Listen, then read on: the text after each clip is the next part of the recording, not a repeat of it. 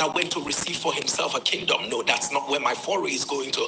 But I want to talk about this particular one, that said I did not do anything with what you gave me. That thing you gave me, I did not do anything with it. Now, that thing that you gave me, look at it. And so, people of God, you know that nothing, he could not take over any gates. Nothing was given to him, no city. Others were big cities, others were given territories added to them, but him, nothing was given to him. Please, if you would allow me in the next few minutes for us to x-ray the people that never ever will take over gates. People of God, even if they like, let them pray from today to tomorrow. In fact, they can't even pray because it is not in their nature. By what? Sir, I want you to know, whenever you adopt this kind of posture, know that you are not planning to be territorial. Whenever you have chosen this kind of lifestyle, I want you to know you are not prepared. You are not prepared for a new season in your life. While Jesus was living, while the parable that Jesus told, while the household that was living, this man that went to receive for himself a kingdom, he told them, occupy. Touch your neighbor and tell your neighbor, occupy. People of God, you know that the word occupy comes from a Greek word known as pratiomai.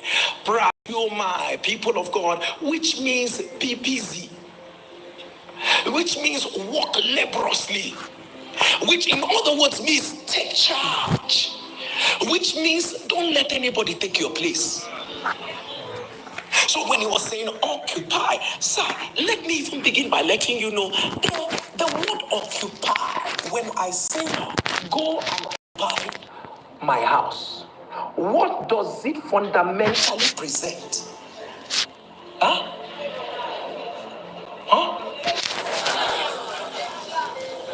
You are repeating what I said. I'm just asking you. If I ask you now, right, go and occupy that shop, what is the fundamental sense that is projecting? Huh? Take over the shop, live in the shop. I'm talking about sense. I'm not talking about meaning, right? When I say occupy that shop, what does it fundamentally mean? I'm talking about sense. Okay, so see what I have. Maybe I'm the one not getting you to understand me. So if I tell you go and occupy, it fundamentally means that that place is empty, isn't it? So if I tell you, if I'm the one telling you, oh, occupy, which means that the word occupy means you're coming to filling. You are coming to fill a vacuum. So, and the Lord said to them, there are vacuums. Your takeover is largely dependent on the vacuum you are able to fill. Your relevance is tied to the space you are able to occupy. If you are going to start sharing territory with another, there's not going to be any visibility. If you're going to do what others are doing, in other words, find your space. Occupy your space. Push your abilities in your space. Push your giftings in your space. Am I communicating? For as long as you are not in that place, people of God, so in other words, men's visibility comes from their capacity to fill in empty places. Look at your neighbor, tell your neighbor, what can you feel? At your neighbor, and you know, I'm not talking about F-E-E-L, I'm talking about F-I-L-L. What can you feel? Sir, he said occupy, and he knew that they needed to fill a vacuum, and then he said to them, take, I'm giving each and every one of you, receive the capacity to fill a space. Receive. Sir, let me tell you, nobody will celebrate that you showed up, but people will celebrate there's something you are feeling that another can't. Nobody will respect that. You know, see my resume, it is very rich, it is very robust. Sir, what are you feeling? What are you feeling? Look at your neighbor and tell your neighbor, I am a voice, I'm not an echo. Tell your neighbor, I feel empty places. If you understand it, thunder a louder amen. So, sir, look right. What is empty around you? People of God, you will be leaving a legacy when you see emptiness and feel it. Don't discuss emptiness. Don't call a meeting for emptiness. People of God, feel it. Men have risen to distinction, not because they analyzed how empty situations were. Jesus said to them, or rather the householder said to them in the parable that Jesus told, occupy. I don't want to find that there are still empty places when you are around. You are not ready yet. You are not ready yet. If there are still empty environment when you are around, fill it. Marekoto Bashaya. Why are you always seeing what others are not seeing? It's because you were wired to feel it. Why do people come and they walk past, but you, whenever you show up, you have an ego and you go like, why am I seeing this? Sir, you were wired to feel it. Why is it that when you do your own, you come with a Midas touch that others do not? Sir, it means it's a pointer to that thing you carry. God needs it to fill an emptiness. Touch your neighbor for me. Tell your neighbor, feel it. No, that neighbor did not hear you. Touch your neighbor again and say, feel it. Ask your neighbor, say, what are you feeling? Say it again to your neighbor, say, what are you feeling? Say it again to your neighbor, say, what are you feeling? Let me ask you a question. Does your absence provoke concern?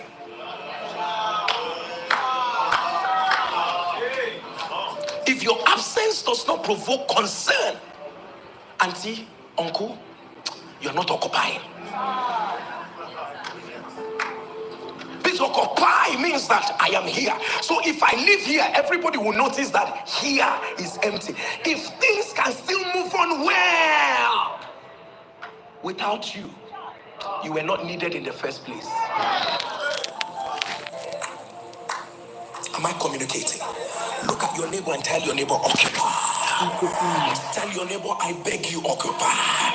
Tell your neighbor, please don't just exist. Tell your neighbor, occupy. Tell your neighbor, give it your zest. Give it your passion. Give it your zeal. Tell your neighbor, occupy. Tell your neighbor, fill that space. If it require you pour out your knowledge, pour it out. If it require you pay attention to details, pay attention to detail. People of God, those you are depending on are actually depending on you. Occupy. Am I communicating? Yes, look at your neighbor again and say, occupy. Tell your neighbor like you mean. Tell your neighbor, I say, occupy. So when that guy decided to, I'm not going to do anything, he was simply trying to say, I can't feel any gap. I can't feel this thing. I can't feel it is not. God didn't promise it's going to be easy. Occupy. Yes, did you hear what I just said? Yes, make your mistakes, but all that I am asking you today is to occupy. There are prayers that you are praying that can only come when you occupy that space, feeling that emptiness. Do you understand what I'm saying? Yes, let me tell you, the sign that you're a sent man is your ability to see the emptiness others are not seeing. So when you see the emptiness, the next thing, Lord, can you give me the answer to this emptiness? Let me tell you, don't join the group of people who analyze what is not working. This thing is not working. Don't ever join the group. Sir, but if it is not working and it is around me, that means something in me will bring the solution. Am I communicating? Look at your neighbor again and tell your neighbor, occupy. Say it again to your neighbor, occupy. Sir, as soon as the householder came to him and called him and said, oh yeah, come. The one with the £1, come. Oh, uncle, come. Oga, come. Let me know what happened. The Bible said, he began. He said, Lord, here is thy pound, which I have kept laid up in a napkin. Now you may not understand this until I take you back under the atmosphere, under the culture in which this was said. Whenever you want to show, if money was given to you or anything was given to you, and you want to say, I am not responsible, right? I'm not responsible. So if they ask you anything and you want to exonerate yourself, you say, I put it in a napkin. So what they usually do is that they put it in a napkin and bury it in the ground. So it is so when you show it to the person will say, okay, I absolve you of the blame because you have shown you are not responsible. Why would you punish me for me telling you I'm not responsible? And the Lord said, if you collected it from me, I will hold you responsible. With the ability to see what others are not seeing, I'm going to hold you responsible. So this guy came and said, leave me. I'm not responsible. I laid it in, nothing happened to it. Nothing. The same way you gave it to me is the same way you. Sir, let me tell you, I want you to hear this very well.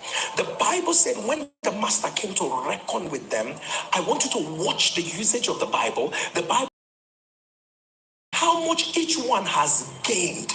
Look at it. The Bible said that he might know how much every man had gained. So, according to what Jesus was trying to say here, the mindset of the master was gain. So, sir, every assignment you have is a gain assignment.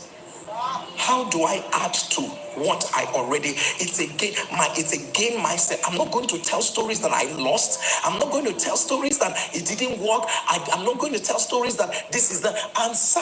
Please, wherever you find yourself, I will gain a new client. I'm going to attend to someone in a way that this person will return to this business. It doesn't have to be mine. But because if this place pays my salary, I'm going to have a gain mindset. And I'm going to not talk to people in a way that they say they will not return. I'm not going to speak to people in a way they will say, I'm not going to come back. It is a gain mindset.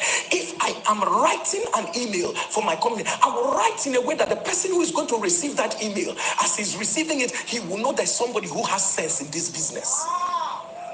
If I'm going to be the spokesperson for it is gain, it is as you set out to go to work tomorrow, carry yourself in a way that people will desire to work in your workplace, even if there's no money there. Look at your neighbor, tell your neighbor, say it's a gain mindset.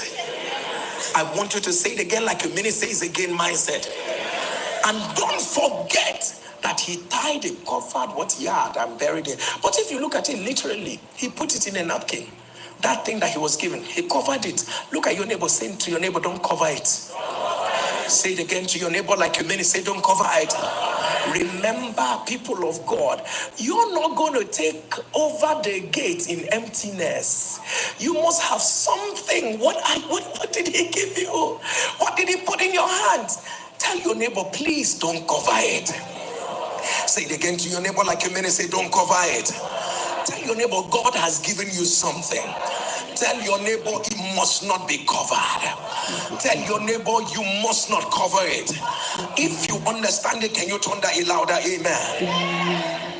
And still on this guy, the next verse, he said, for I did what? Church, can we read verse 21 together? Want to go? For I fear thee, because thou art an austere man. Thou takest up that thou layest not, and reapest that thou didst not sow. This King James is strong. Please, can we find, give me another translation. Thou takest that thou layest. To tell you the truth, I was a little afraid. I know you have high standards and hate sloppiness and don't suffer fools gladly. Yes, the next. Then another translation. I was always afraid of you because you're a stern man. You pick up what you did not lay down, and you reap what you did not.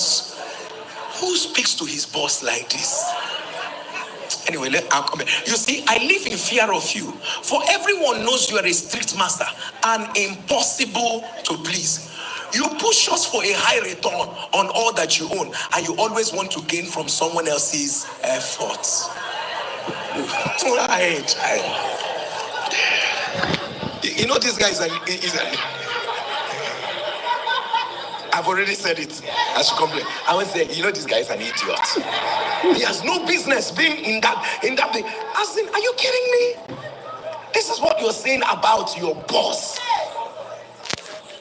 You always want to gain from someone else's effort. But that is why you were employed. You were hired so that I can gain from your effort.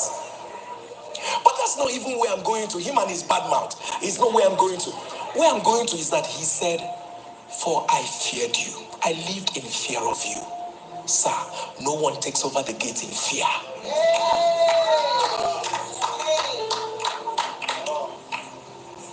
Someone aptly described fear as false evidence appearing real. Please, I beg of you, don't be afraid. Don't be afraid. I know there are things that have happened to somebody. He says, I lived in fear. I lived in fear. Batoko Shapada. Aredebe. People of God, you know that fear has set in when you have images of what will never happen. You know, fear has set in when you judge your own destiny by what happened to another man. You know that fear has set in when it clones itself in laziness, but actually presents itself for you, to you, as if you are having a perfect analysis of the situation. You know that fear has set in when you begin to trade in destiny with emotions instead of convictions. You know that fear has set in when you see more of challenges than the end of those challenges.